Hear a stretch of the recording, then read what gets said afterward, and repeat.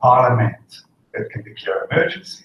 If the parliament cannot do so, the government can do so for a few days until the parliament approves it. And this declaration means two things. First, there are drawer legislation that is put to force. It's not in force during normal times. It is put in force in emergency. And it allows various powers to the government. It also curtails to certain degree individual rights. So, for example, detention in Israel, in principle, exists only when there is a state of emergency. Or what you talked about, the possibility to instruct various workplaces to stay open. This exists only under a state of emergency. So this is a very important thing. You prepare in advance various laws that are put into force in times of emergency. By the way, originally, anti-terrorism, counter-terrorism law was only in force during the state of emergency, not during normal times. The second thing that emergency declaration allows is that it gives the government, the executive, some legislative powers that usually in normal times only the parliament has. It can enact basic arrangements called emergency regulation that are in force for 3 months, can be enforced up to 3 months. If the parliament adopts them, then there, of course, becomes a law. So in principle, this is it's an excellent framework to deal with emergency as it happens. Okay? What was the problem? The problem was that emergency was declared in 1948. It was prolonged by the Knesset constantly, every half year, every year. We are in a constant state of emergency. And since we are in a constant state of emergency, many, many pieces of legislation that are contingent on emergency we cannot just abolish or terminate emergency, because many, many pieces of legislation will not be enforced. Now, this is it's an important background, because first of all, I cannot understand here, there is also a declaration of emergency that is not related at all to the basic law of the government. I don't know what does it mean. Okay?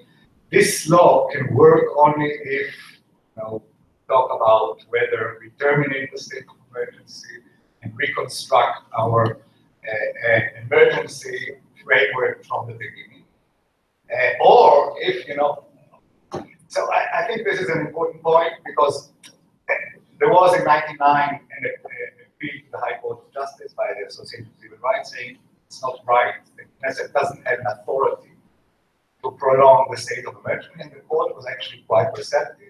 And the government obliged, or made an obligation to the court to end the state of emergency. What happens, part of what happens is that many very extensive power that exist in laws that are dependent on emergency are now transformed into normality, like the counterterrorism law that used to be only enforced during emergency. The new counterterrorism law is enforced always.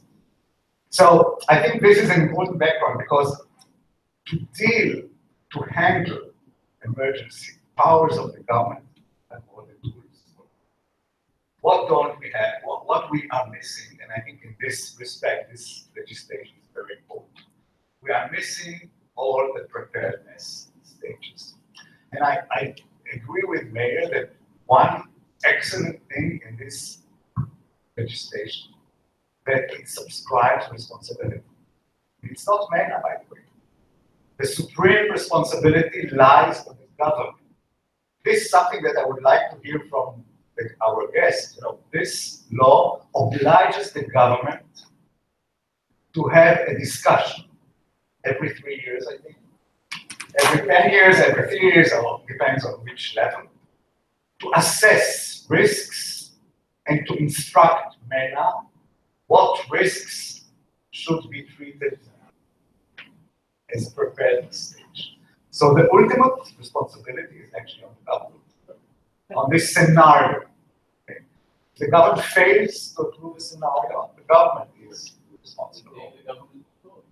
Well, not but you can get rid of the Now, there is from that stage, once the government approves a scenario, then MENA is not the famous. MENA, sorry, has to prepare a plan and so on, which also has to be eventually approved by the government.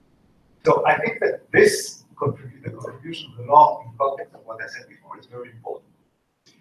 And a second thing that I think is very important, and I think the law is a little bit fudgy about it.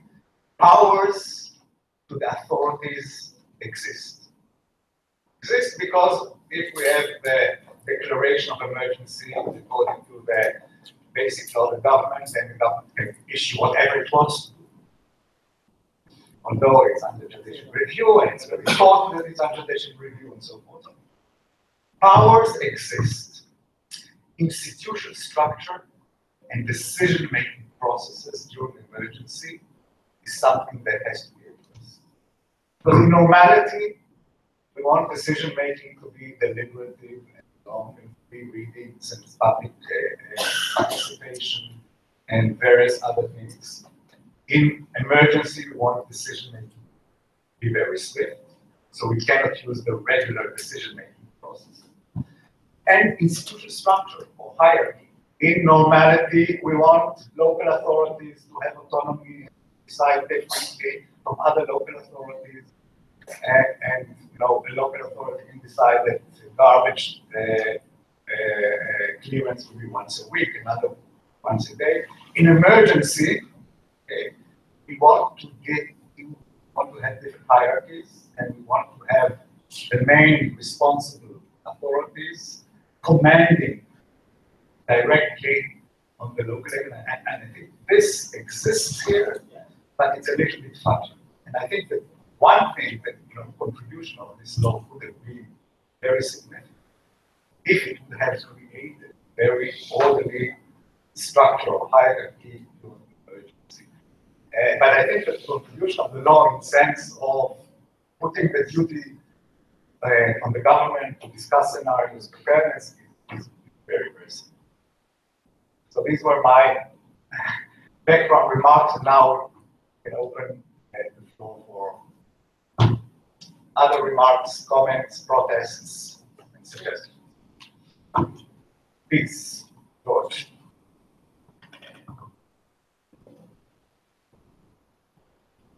Well,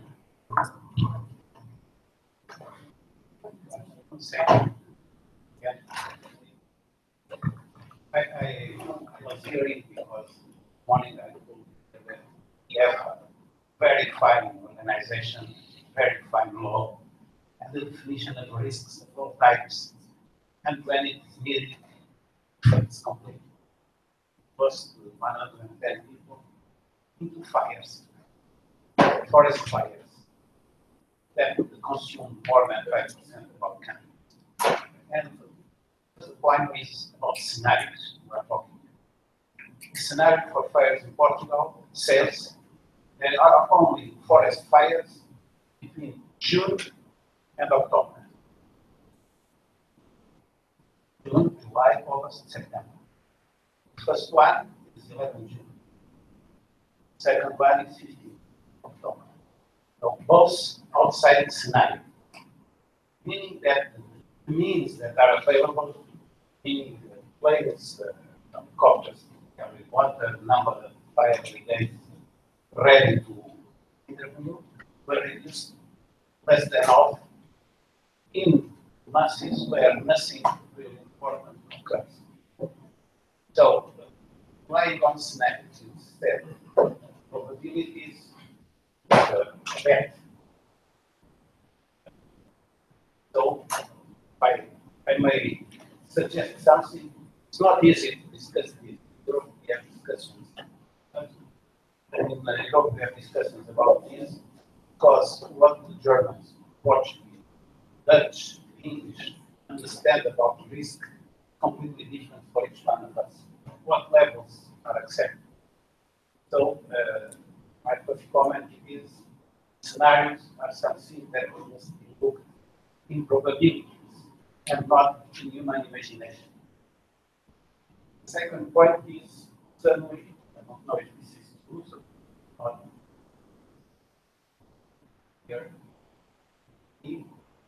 I understand you say that you expect NEMA to be a sort of treasurer of the means to be used in emergency. Not in that sense. Professional policy that has the power to instruct and to set forward policies for the accumulated, for example, for accumulated resources beyond other things.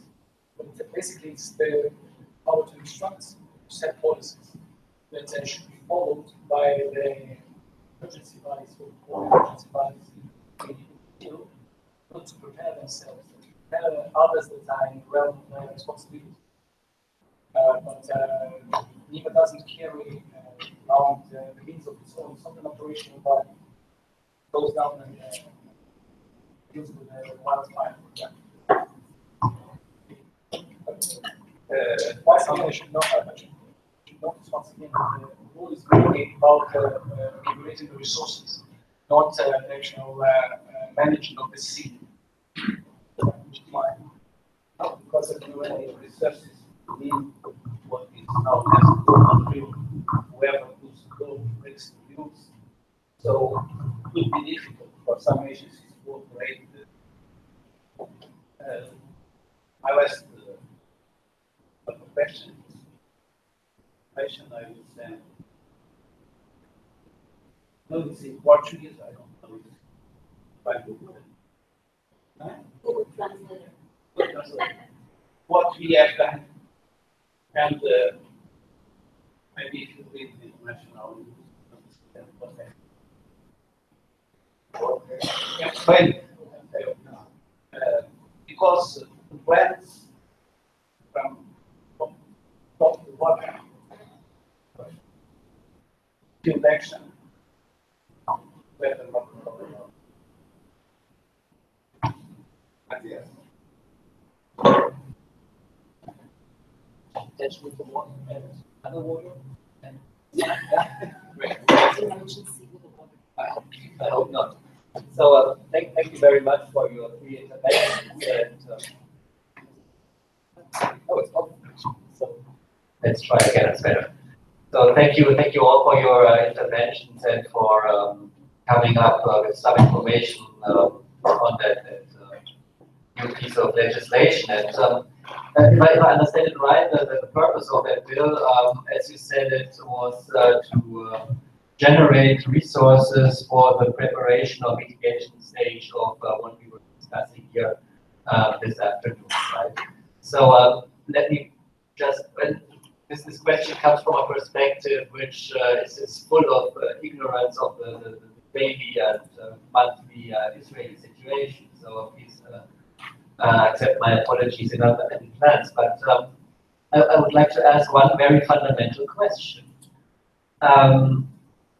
Why do you need a bill? What do you need? And the question has various implications. You said you described this legislation process as a process, if I got it right in your presentation, which is ongoing for years and years, which is failing for years and years because you don't have that law which you would like to have. So why not try and take another way? So why not, for example, work with recommendations for best practice? The example I have in my head is a debate that we have in the German context with regard to civil protection issues, which has been discussed in the last years. The question of what do we do when we have a major blackout? So what do we do if the electricity supplies a major part of the country fails for some 3, 4, 5 days? What do we do actually? And therefore, last month, the federal body which is responsible for that is the Bundesamt für Bevölkerungs- und Katastrophenschutz, which means the German Federal Agency for Civil Protection. We came up with some recommendations and saying, well, we give the ball back into the field of the cities, of the city mayors. That is to identify critical infrastructure.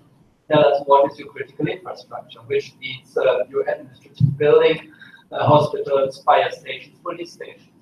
Put a generator in there. Very simple. Most of them have it already. The point what they didn't think about, normally a generator works with diesel fuel, and they are equipped with diesel fuel for around about 72 hours. The question is, what do you do after 72 hours? I would normally think I would go to a gasoline station, get some of this, and go back and keep it working. Besides the problem that for getting diesel fuel out of the gasoline station, you need electricity. So otherwise the pumps don't work. So the second recommendation was then identify a secure gasoline station in your local community, equip it also with a generator, have some personnel there who knows to use it, and then get it done. So that was some small example for issuing best practices, which then puts the, let's say, the pressure. We were talking about responsibility, and I would prefer to talk about responsibility on a political level.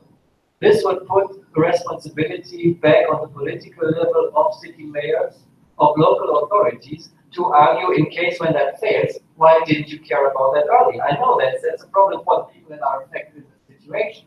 And perhaps they don't get a second chance, but perhaps in the long run, that will improve the situation as a whole. The second point, and then I'm already done, and then you can go and kill me, but the second point is perhaps not provide only best practices or recommendations for best practices, but provide infrastructure.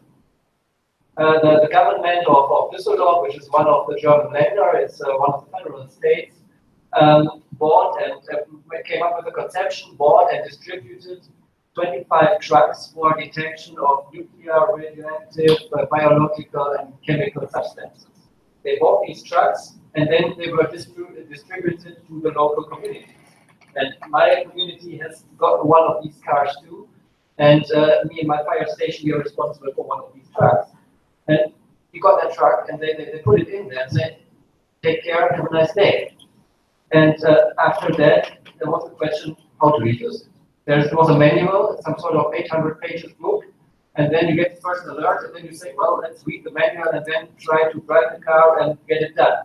No, you don't do that. Then you start with formation of the people. So you have to work with the resources you've got, and then create your own structure and your own strategies to work with it. So it's some sort of a subsidiary solution to the problem, which is not based on a bill, but which implements itself in already existing structures. Perhaps that, sorry for the long intervention, perhaps that could be a solution instead of being focused so much on a bill. Thank you. Well, you kill me now. No, when paradigms when the German says, oh, this should be based on practice. I was wondering for myself what I say. You know? That excuse everything. I'd like to actually ask.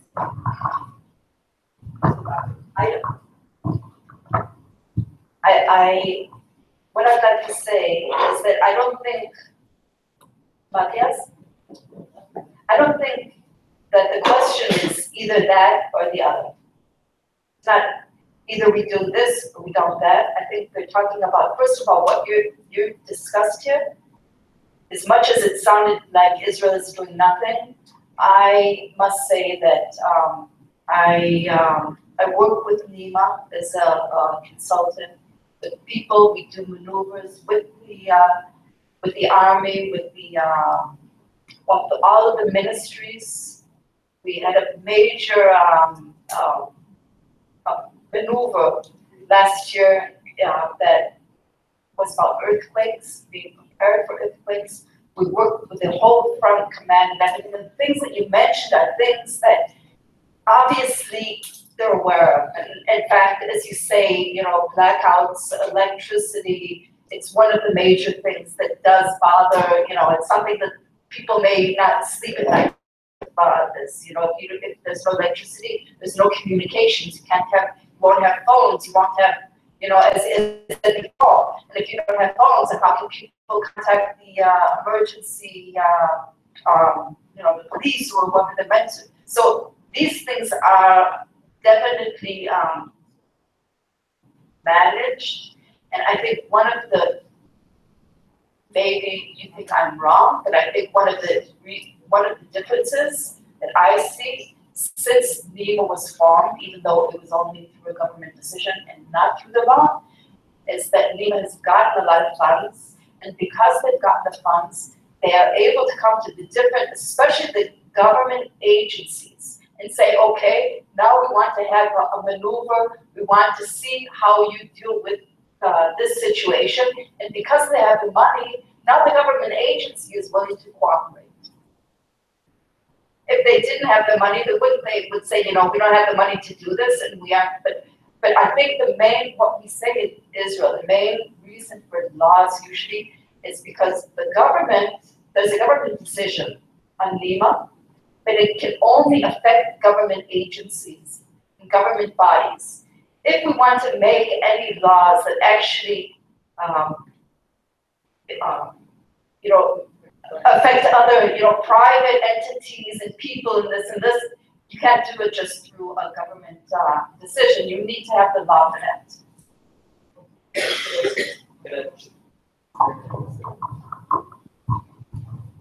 Can I just very briefly ask a short question on this? We'll do it around. Okay, sorry.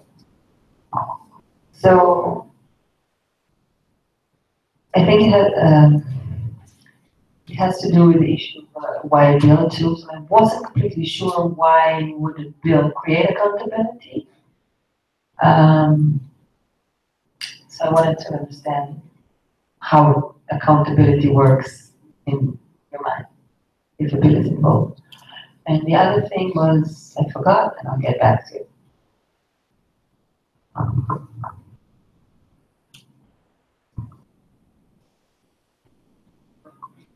Oh, no, wait. I remember. So I had a sense from reading the bill and from hearing this that it's actually, that really there's nothing to do, that the bill has nothing to do with the process of terminating the state of emergency. Of this process that was initiated by the human rights. Yeah. There's a declaration of emergency. Right, so it seemed, Not by the agency. Yeah. Fits, by the way. so I had a sense that it's another layer. Oh, so we have one more layer of emergency response structure. I know, yeah. Special situation special situation. Yeah, so my question was, if it's true that we're just layering up, then what's the consequences of that? Is it a problem? How do we think of the whole system when we have that sort of thing? Yes. May I? Okay. Okay. I don't want to underestimate the bill, the act, but from my experience, it's more to do with the investigation committees ex post any event than to deal with the event itself. In other words, I think that in Israel, we have the National Security Council is advising the cabinet, advising the government. I think we have already the organ that can deal with everything on the 3 stages. And I think that the Prime Minister, as you have shown in the matrix, he is the one with the cabinet, with the ministry, to deal. He has the authority, the executive authority, to order every minister on each and every event.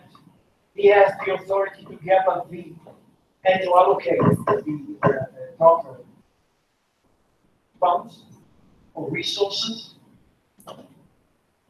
And the impression that if there is a bill, then there is accountability is not right.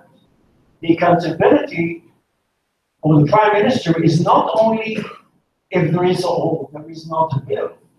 His accountability is moral. His accountability is ground. He has, as an executive, he should be responsible for everything, and it's not by accident that the Prime Minister, in the matrix, in some cases, is on the top. And I think that if we are trying to establish new organs, it will fail. And it will fail because of the, disputes or quarreling between the ministries, because each and every ministry wants the authority to itself. And instead of, coping with the event itself, then we have a political debate. So the person that should guide and be responsible for everything is the Prime Minister. He has a National Council that advise him, and instead of having an advisory board, they have, I think, they have to have maybe executive authority, and through that, from the top to the bottom, then we can have, how to say, a macro or interdisciplinary overview of all the events that can occur, because the dynamics of the events in Israel, I think they are unlike, they are unique. It's so turbulent in Israel. Everything is changing, and you cannot have a specific answer in the middle. It should be something that, you have the 3 stages, of course. And this is something that should be embedded by the National Security Council. But you never know, and Mayor stated, you know what you know, you don't know what you don't. So I think that because of this dynamics and changing nature of the events, I think that we have all the tools, not only the bid, but it is very, very important. But as I said before, for the interrogation, for the investigation committees, that will be their competence. If we want really to cope with the events, we have the tools already, and we have to maybe enforce them, enhance them through the bill. So the status of the National Security Council will have more teeth and more authority to deal with the events that, for instance, right now, I think nobody speaks about it. We have a water problem in Israel. We have a water problem in Israel. So who deals with this? Who deals with this? What is the answer for this? We know that we have a problem, but we don't have the organs to deal with this, and to tell us what to do, to cut water, to make it more efficient. And I speak about something that is not, related to terrorism or to Islamic hostility and so forth. So to summarize, I think that the bill has its understanding, but this is not the most important thing. The most important thing is to try and have the existing movements, beginning with the Prime Minister, going to the National Council's National Security Council, and from there to authorize and find who shall deal with what, and of course to accumulate the sufficient resources for that.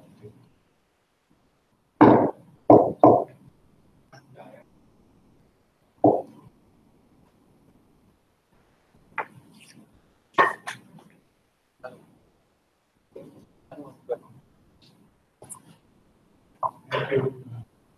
I'd just like to present the situation in Slovenia at legislative level and it's just a small detail in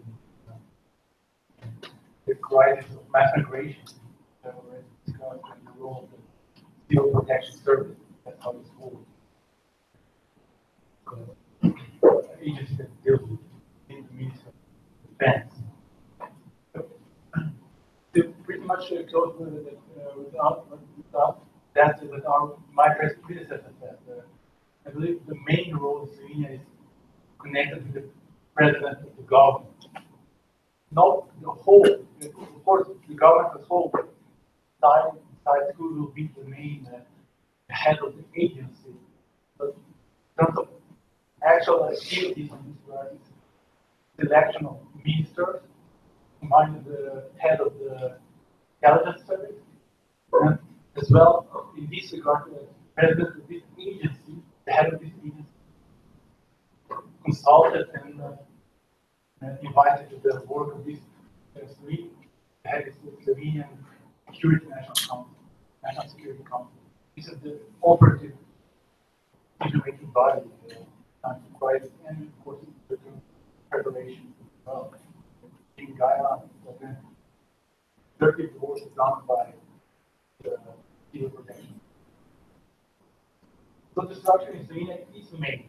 Probably the line of the responsibility is made again, but at the end of the day, how it works, feels. They actually do what they prepare, they actually react to the needs. There was, I believe we have this civil protection office services. The way how they work is reception from the ex-Yugoslavs sometimes. Where the idea of some kind of foreign threat was really strong. It remained for a long time. I see now that how they approach it. They lose the grief, and sometimes they miss opportunities they could do. So I think we are failing in terms of efficiency. And of course, now we should ask whether non-efficient actions were had some resulting possibility of the people, but I would say there was no response except some public outcry that the civil protection service didn't react properly in times of mass migration crisis at the beginning. So, of course, then they readapted, reacted properly. The initial phase was failed, so actually the role of the civil society that actually helped to identify the process, transfer, and station asylum seekers and refugees during the spike of the migration. If civil protection service would be left alone, there wouldn't be any subsidiary support. I think they would fail.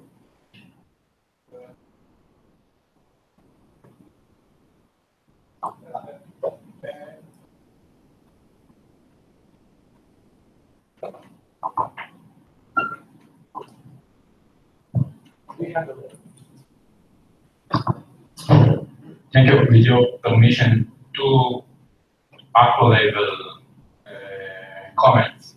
But I don't know, maybe I'm not that smart, okay? But I do believe in the Occam's razor approach, okay? Yes, you're familiar with it. So when I face such an eclectic legislation, some of them go back to 1951, and others are ordinances. Such a puzzle. I do think that there is a need for a single, comprehensive law that will cover all the phases, connect all the dots, won't left everything. I mean, obviously, we know reality, things will get messy, okay? But at least, after all, we will try to minimize the chance that things will fall in between the chairs and the different ministries and so on.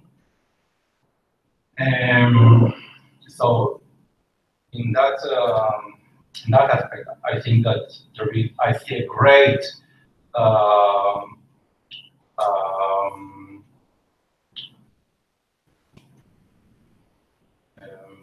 I think that conducting such a bill will be such a legislation is imperative. Okay, and the second small note that I think that we all should approach also, we almost speak about the top-down stream of orders and so on. I believe that we should adopt also a bottom-up approach to increase the awareness and education, not only through the ministry and all the way down, but to the local authorities, the smallest one, the villages, not to mention even NGOs, whatever. So they meet hopefully they will meet in the middle, okay? Not waiting the government to do all the things, but rather to educate and also expose and show to the people, okay? What are the real threats that Israel faces, excluding some, I don't know, security issues, whatever. But people should be aware, and then maybe from bottom up, people will demand the government and the other responsible authorities to do something, okay? To do it better, okay? They're doing it, but to do it better. Thank you.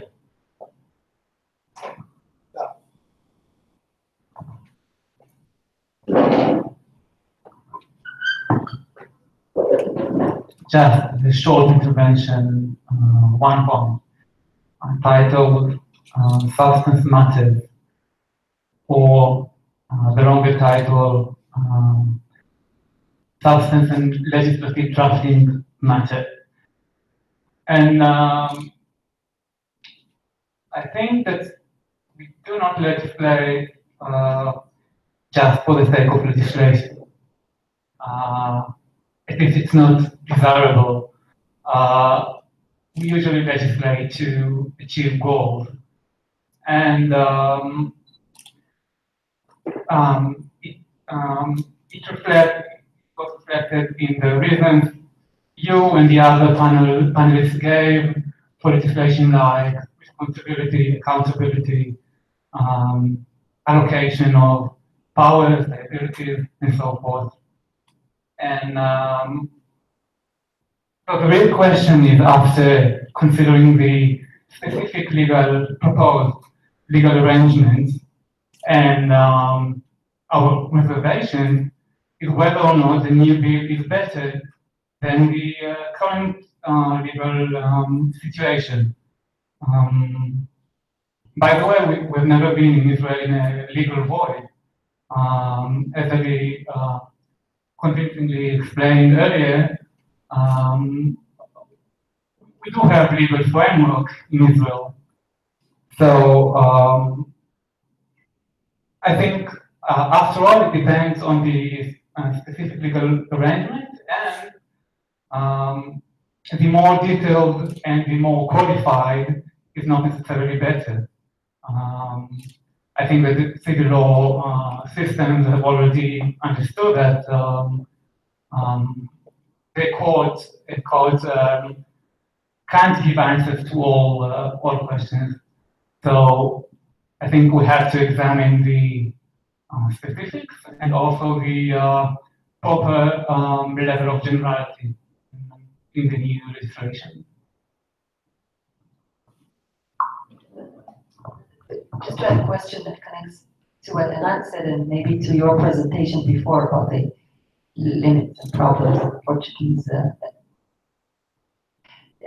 Just thinking about the agency or the institutional structure, I didn't hear much about questions of independence, openness to other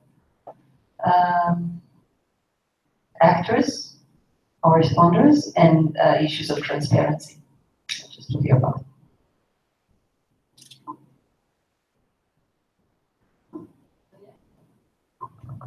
So let me just come up with another question or another issue, repeating my concerns that I tried to express in my first intervention. So I'm actually not yet convinced that that might be due to my ignorance again, or perhaps I didn't hear a sufficient argument yet for why is there a necessity for a bill as you described. I'm still not convinced, and I'd like to come up with another historical example this time, which leads us back to 1962 during the flood catastrophe in Hamburg. Do you recall what happened there? There was this senator of the interior, the later first Helmut Schmidt, who got that catastrophe management done because he ignored not only the law of the city of Hamburg, but also federal law, the Grundgesetz, the basic law, by deploying the German Federal Army for catastrophe or disaster relief action, which he could not do in '62, which was later on legal in '68. There was this 6 years between. So besides the fact that he had a law that he could refer to, he even ignored it. And that was later on very much celebrated for Helmut Schmidt as a man who is a leader, capable, you would say perhaps a responsible politician. That was the very core of let's say, the figure of Helmut Schmidt. That was what he is. Someone who takes, No, and also as a chancellor later on, when we had all the terrorist situation with the Red Army faction, for example, in the late 1970s. So he was a doer. He got things done. Outside, in that case, yes. And he was never prosecuted for that. And he officially admitted it. But that had no consequences. So why is there this tendency to try to regulate everything? Why are we? Huh? Okay, sorry. Now I understand it better. But on the other hand, one could argue that once there is a law that also restricts necessary action that might be necessary in a certain situation due to certain circumstances, and that might prevent politicians or other responsibilities from taking these actions, and therefore just letting the situation go. So I'm still, that was a very long way to say, I'm still not convinced about the strategy that you propose. Okay, I think that we can measure one more last thought, and then probably we can start with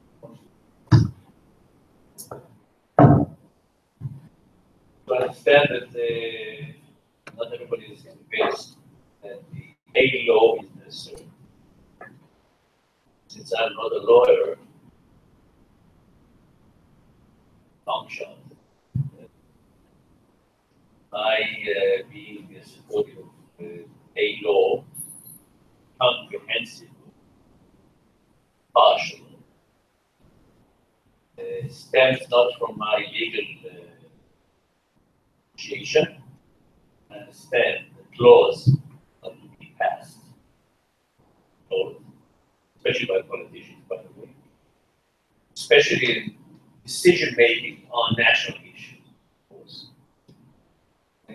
But still, I think that a law, a comprehensive law, is important, especially in it. And there are several reasons to that. And I try to be now tackling this issue from somewhat different angles than I did before, because when I was not convincing, so try another approach. So here's the case. I'm a disaster management, and there is one basic law, not law, but rule or principle. One very basic principle to disaster management.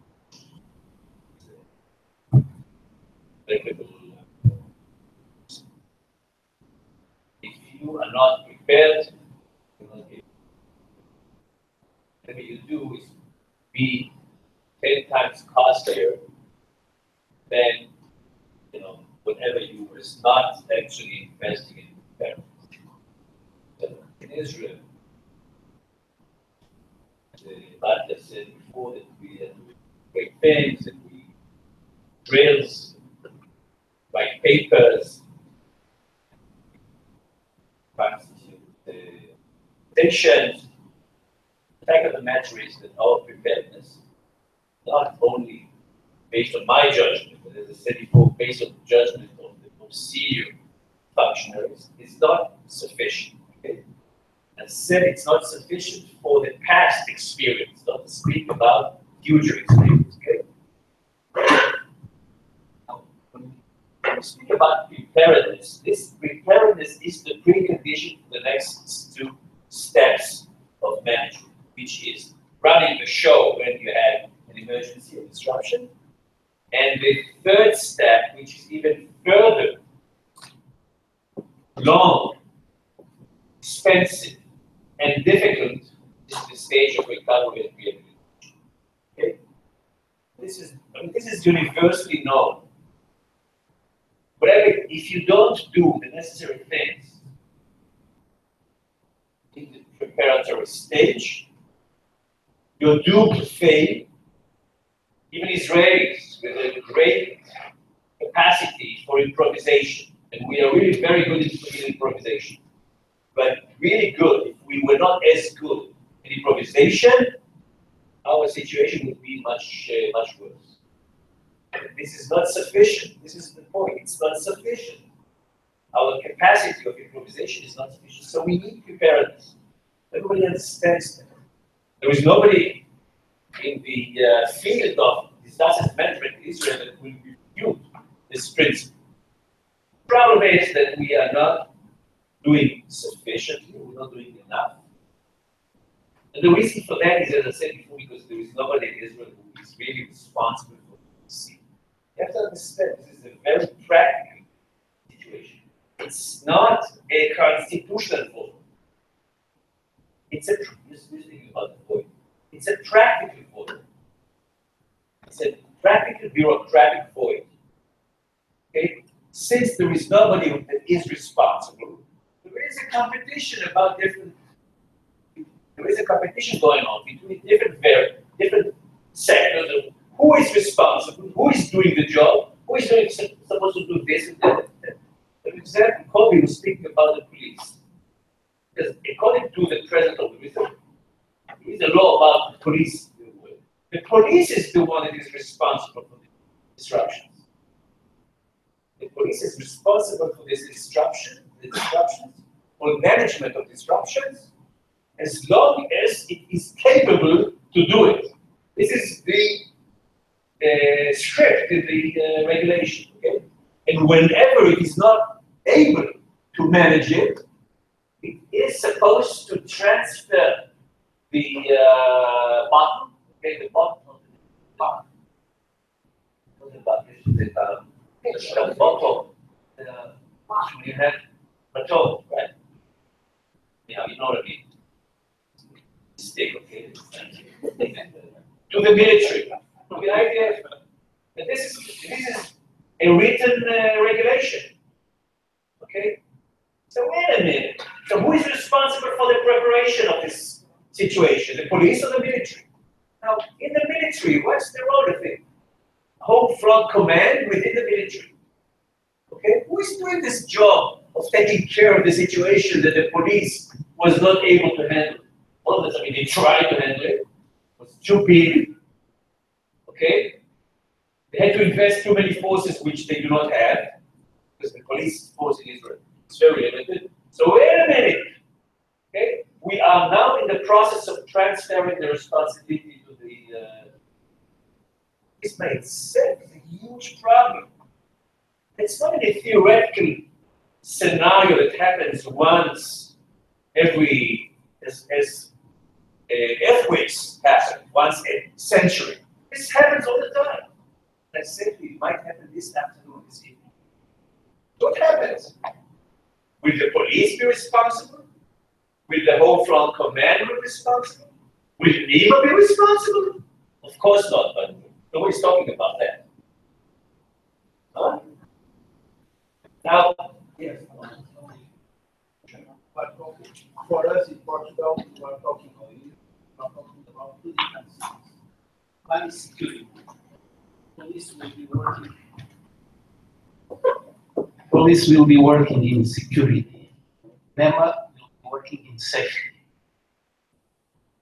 preparing the scenes before.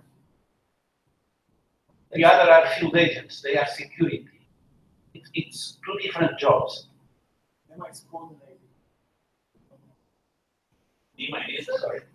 NEMA is in Israel? NEMA is not coordinating anything. That's what. Not in the, not in practice, and not in the. NEMA is integrating. NEMA is an integrator. Supposedly, that's the vision of NEMA, to be integrated. I'll come back to that. So the major issue, to my understanding, is to make sure that there is an understanding and a practice and a law that will decide, number one, that there has to be a agency or a body within the government, hopefully, not necessarily, that will be responsible mostly for the preparedness stage. And following also for the next two stages, but mostly for the preparedness. It's a constant situation, it's an ongoing situation. In Israel, you cannot stop preparing for the next disruption, even one day. You have to go on doing it all the time. Okay? So this is why we need an organ, a body. Now, somebody suggested, I don't remember exactly who, that it would be best for us to have it within the realm, or within the perimeter of the Prime Minister's office. I agree. Because in Israel, you said it, in Israel, it's a small country. It's like a state in America, a small state in America, okay, both in size and in population. Okay? The Prime Minister, okay, basically runs the country as a CEO of a supermarket. For better or for worse, that's what's happening. Okay? A major issue like disasters management, it's a major issue in Israel. Okay? Has to be run close to the Prime Minister. Because if there is a chance, okay, that the Ministry of Health will coordinate its activities with the Ministry of Transportation, yeah, and the two ministers are from competing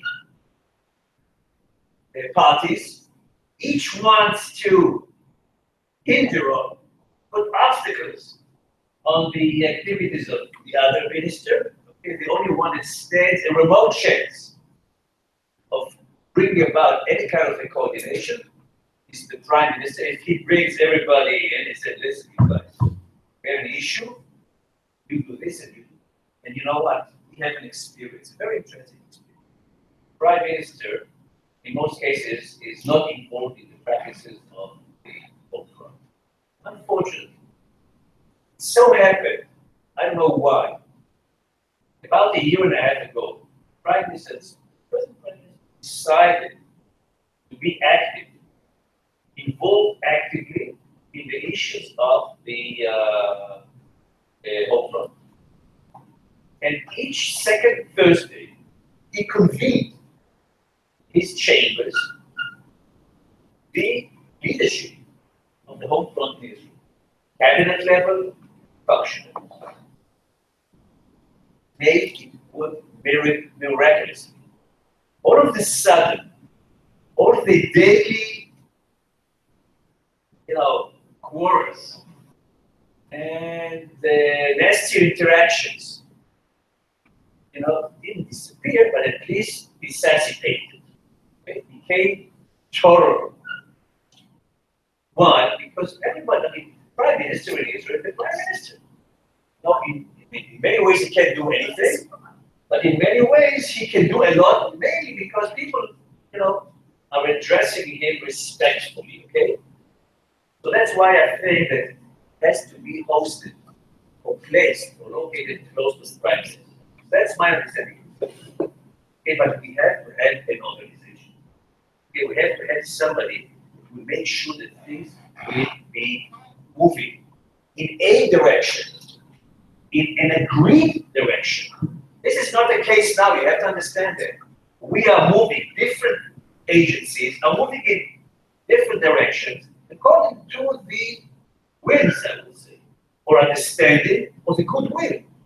There is goodwill of the different, functions, different algorithms. When we have a problem, there is an emergency or a rockets are falling, there is a question whether the school system in a district that is being hit, the schools will operate tomorrow or will not operate. Who decides that? You know? The civil defense law decides. No, it's not the case. It is the case. Nothing wrong. Listen, there is no decision. But I'm saying it again. The actual situation is, okay, even if Hokada, and I don't think Hokada says it, granted, okay, I'm not saying the other. There is always a problem whether to open the school tomorrow or not to open. You have the Ministry of Education who runs the school system. You have the Home Front Command. Okay? You have the mayor of the local town. You have the Parents Association, okay? And then you have also the union, the teachers' union. Okay, they all have to decide who makes the decision. In fact, okay, sometimes it depends on who is stronger in the area, in the local. So this is I'll give you another example. Okay, there is. If you were talking about electricity supply, the regular supply of electricity, no doubt a major issue. Okay? We had made a very extensive, analysis, a major investigation or a report or a study on the security of the electric grid in Israel. And we found out that the security of the electric grid in Israel in times of disruptions is not secure. It's a 75-page report. So we came to the Ministry of Energy, that is supposedly responsible for this. Of course, we came to NEMA, we came to the Home Front, they all sent us to energy, electricity, go to them. So the problem is that there is a ministry, okay? But we have the electric company in Israel. But the electric company in Israel, even though it's governmental, still cannot do the entire job because there is no kind of private enterprises. Nowadays, about 30% of the supply, and later on more than that, will be by private companies. So who is making the decisions? And this is a critical issue in terms of preparedness. What I'm saying is that if we do not have an agency of responsibility, okay, we are lacking a major key to our future security.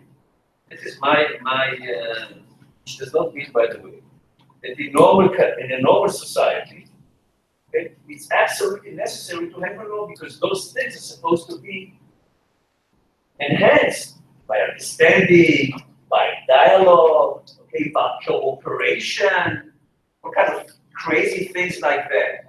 Okay? But in Israel, I can tell you two things about this. This is my understanding, and I'm sure that people will not agree. We have two major characteristics. Number one, we are at constant risk. Unfortunately, we are constantly under risk. And number two, we are controversial in nature. Okay? We love to fight with each other, not with our neighbors. Forget about that. And if we have 2, 3, 4, if we have, several organizations that are in the midst of an issue that are responsible for the security of the community, okay, doesn't work well enough. If there is a leader, and sometimes there is a leader in the region, okay, I give you this is going to be my last example, okay? That's all. There is a town in the southern part of Israel, it's called Sderot. What you heard about Sderot is really a rocket-stricken community. Okay, for years, they have been suffering really under the tremendous burden of constant rockets. And the town itself is composed of, the population is not the strongest in the country, socially and economically, essentially. for years, they were whining and saying how victimized we are, and everybody's against us, nobody helps us, etc. And everything was really completely messy. And all the different organizations within the community and surrounding were cooperating with each other on what to do and what not to do. Presently, we have a local mayor. His name is Alon David. Okay? I didn't vote for him. Not the residents of Israel, so I don't vote for him. He belongs to a party that I don't vote for. Okay? But he is elite.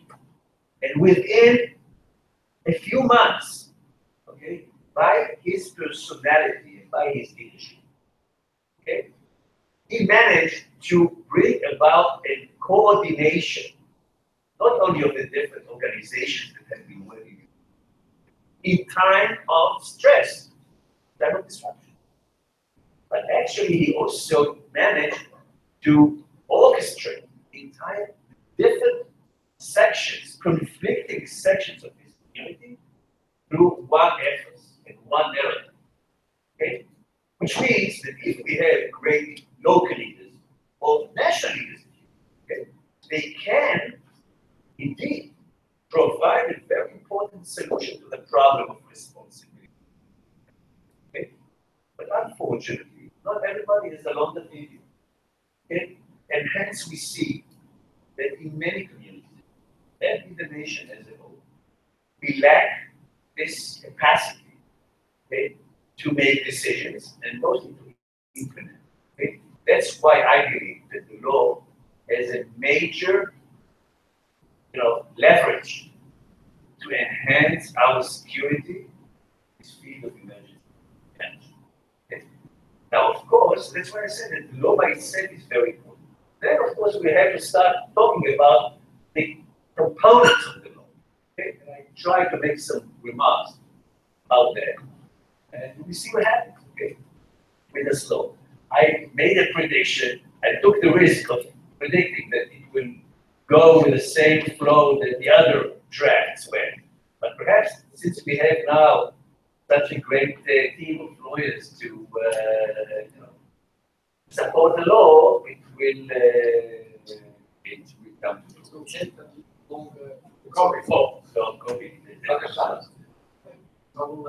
Very much for your remarks. I will try to address some of them. Very interconnected in some ways. So first of all, the remark about best practices, and there are two very important remarks that I intended to say during my presentation, but time gets to it really. But there are very important remarks about the best practices as opposed to compulsory regulation being brought upon the key players of the market. Let's put it this way. The second one about the horizontal organization of the responsible bodies as opposed to what we chose, the vertical integration. So the best practices are personnel, and you don't have to have a law to tell the key players of the market, any player in the market, that he might find it useful to himself to abide with the best practice.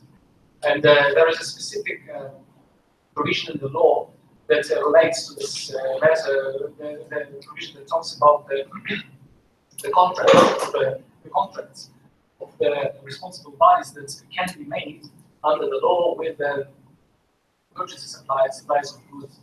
Of course, there is no restriction on the freedom of making contracts. This law doesn't tend to do it. But sometimes you have to have the compulsory power to do things, right? To exercise the power of the powers of the authority. A good example for that is a confiscation of land, of course. Given that a population of any town wants to have an electricity grid, one might suppose that anybody in this town really would set forward a piece of his land in order for the grid to be built in his land.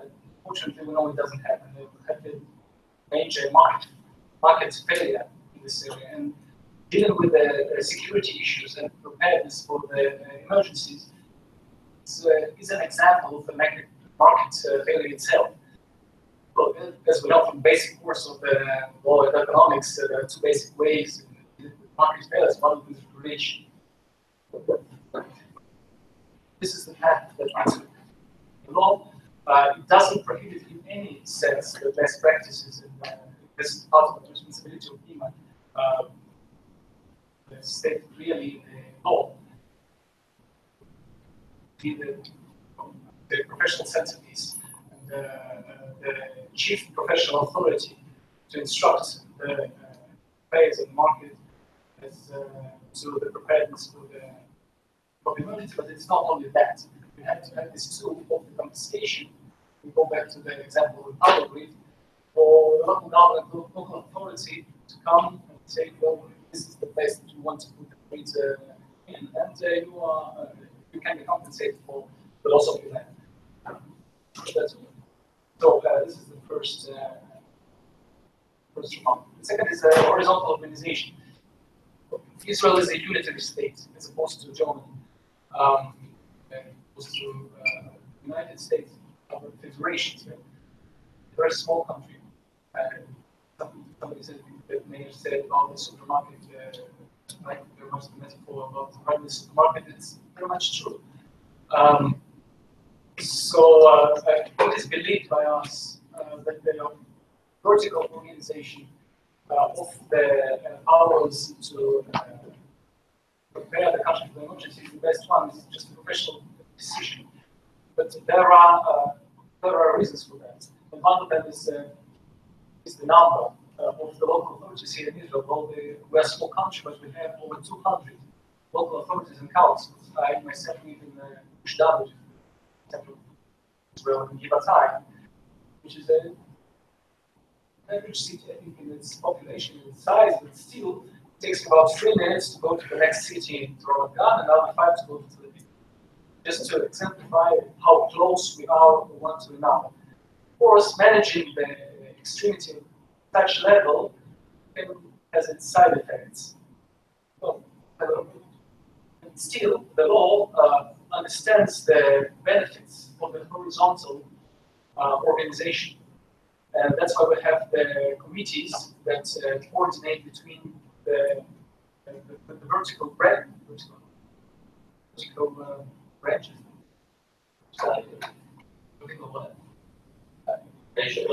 one. Yes. Streams. Streams and provide for the coordination between the streams of the this this remark. Well, there was a very important remark about the transparency and about the termination of the state of emergency. So I will start with the transparency. Transparency is very important. The law, where it's possible. And the law itself doesn't contain any provisions, specific provisions that limit the transparency. So there's a general law in Israel that rules this kind of activity.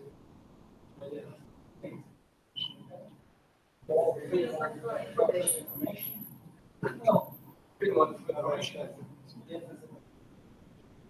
It's like it lacks the freedom. No, it's freedom of information that provides for the ability of the citizen to generate information from a governmental body. But there is a specific provision in the law that deals with the regulations issued by NEMA. There is a special provision that says that although they don't need to be published the way a law is to be published, they do need to be published on the internet site of NEMA. Other cases when the Minister of Defense thought that they are classified. We of course have to give some room for specifying the information sensitive. But as a general rule, the law itself doesn't impose restrictions over the under the Freedom of Information. As to terminating the state of emergency, well, that is true. The law, the bill doesn't deal with the third stage, the recovery, which eventually comes after the termination of the state of emergency, or the final stage. But it needs to be noted that we looked at the fact. We assume that the state of emergency, according to the law itself, might never be proclaimed at all. Because we have very It's kind of happening most of the time. yes, exactly. And we have different kinds of emergencies. When we did the bank legislative check, what we found that there's enormous types of emergency in different statutes. Emergency in state in water area, somebody mentioned here about the crisis that we are undergoing in water sphere. There's emergency in the communication sphere, and so on and so forth. Just to, there are highly specified pieces of legislation that deal with different kinds of emergencies. So what we did here, we created a fiction, a legal fiction, say, raising the state of emergency according to the law, being put automatically when another kind of emergency. And the basic kinds of emergency that are situated around paragraph 30 in the proposal are the war, the special condition in the special situation with the economic front, the one with the yes, the disaster, massive disaster. Major disaster according to the police ordinance. So the second of these states of emergencies that you had, they would all come into one day. Was it there? Not for legislative. Also, it's the government.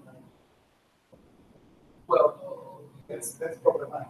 well, like, that's why when it's set automatically, those rely on the existing mechanism. Wants to have an emergency.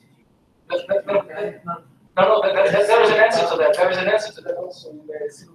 You can declare temporary and it has to be brought to by the government to the asset and so on and so forth. There's a procedure. Government continues avoid exactly. And you know, this is only because of the one main project. One of the most important ones is the don't because it has all kind of compensation budgetary. And they don't want to commit themselves, the government, to compensations. And that's the reason.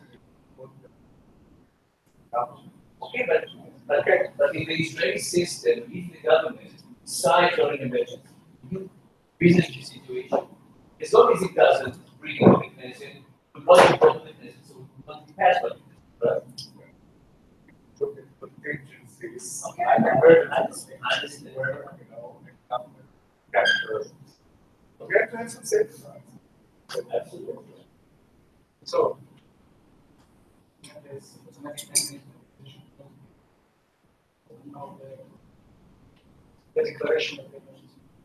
The declaration of the emergency fund. I fully agree with the comprehensive piece of legislation. It's always desirable, but I also agree with what you said straight after that laws have to be passed in Parliament. And this law targets a very large portion of the preparation, even not amount of the emergencies, the stage of preparation. Doesn't target the last part. It has quite a limited effect on the dealing with the emergency itself. This is the stage that we think is the most important today. Also, with this remarkable vision.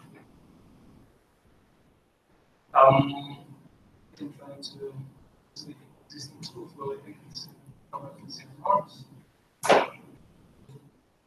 and then the independence, the last one. There's a special provision of law that provides for the independence of the NEMA.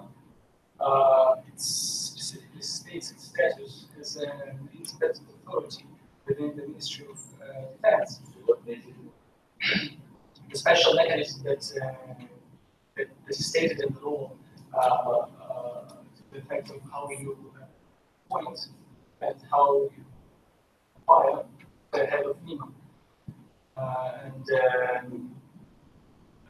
The mechanism that provides for the independent defense. I believe it's around 40. It's 44.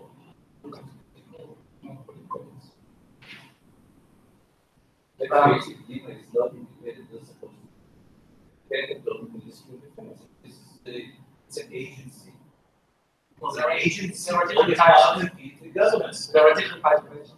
Speak about agencies where you can come back to the example that you yourself brought up. So it's statutory. Then there's an outlet. If this law is something else. It's all those agencies that are outside of the So you were talking about the electricity grid and the regulation.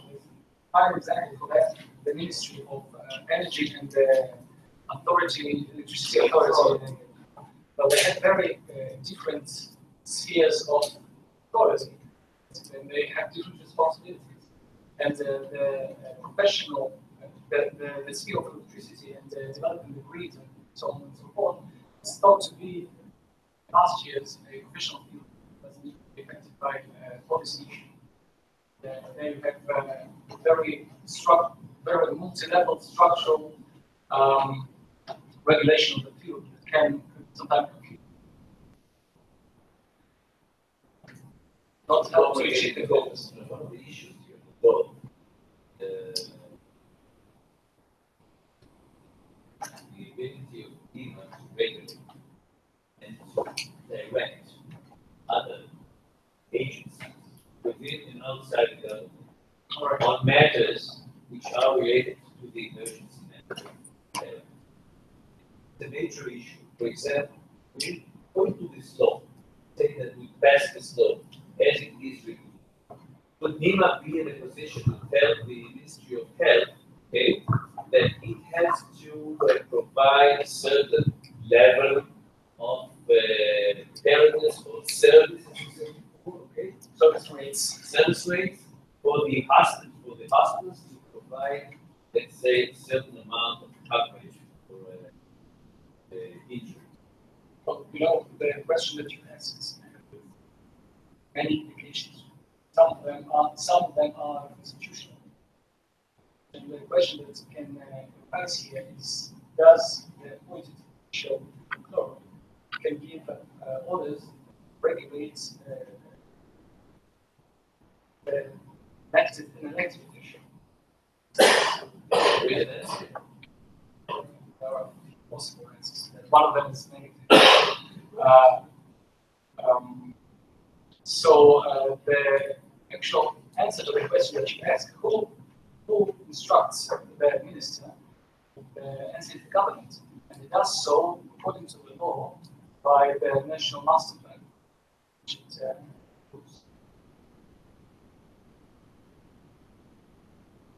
from this point on, it's a binding plan. Government cannot approve a plan which is not accepted by the different ministries. Okay? So first of all, the problem is to set up this mechanism to have an intergovernmental national plan. Okay, forget about it. I mean, we talk about Israel. Okay? But let's say, okay, but we are more extreme. Let's face it. I mean, because of our system, mostly because of our coalition system. Okay, if let's face it, contractors, which is legitimate, between the various agencies of the various concerning the issue of the level of service of beds in government. Okay? And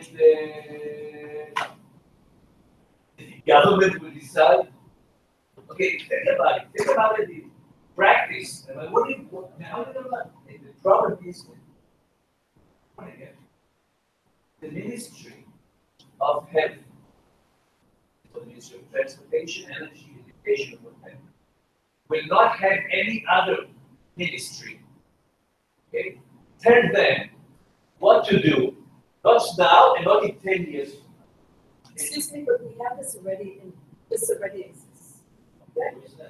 Should there be a lot of issues? Okay, you have already, but we already have, we ask the question, why do we need the law? Actually, some of these things that you're saying already exist, that we don't need the law for. Already, we have, there's a committee that every ministry in the government has a special committee for preparing the ministry itself for emergency situations. But they don't have authority over the clinics because they're not government. I want to, I think we are getting guts, and I think that for many of our guests, it's a little bit too much. I think that we should stop here. I think we got to the heart of the matter and of the discussion. And I think that it's a start, the beginning of the discussion. So we have to tell the story we had 2 weeks ago in a basic debate about the ammonia. And implementing this law would at least make it an authority side that it's not for who made the decision about the ammonia. Or without really knowledge. So there was a very, very distinguished group of experts. They died. Sadly. So I think that in this sense, if you have a professional authority side, that's very important. The ammonia case is interesting because it was a conflict with local authority, people, different ministries, and also the industry, and various businesses. And the public at large, Populism. So a decision by an authority would be very, very good. Okay, I want to really thank everyone, all the participants, for your contribution. Morning, your contribution about your own countries, and afternoon reflecting on the great situation. I'm sure that this debate will be helpful in the process of discussing the real way against next stage. So thank you very much, everyone. I want again to thank Igor and Michal for coordinating and organizing this wonderful day.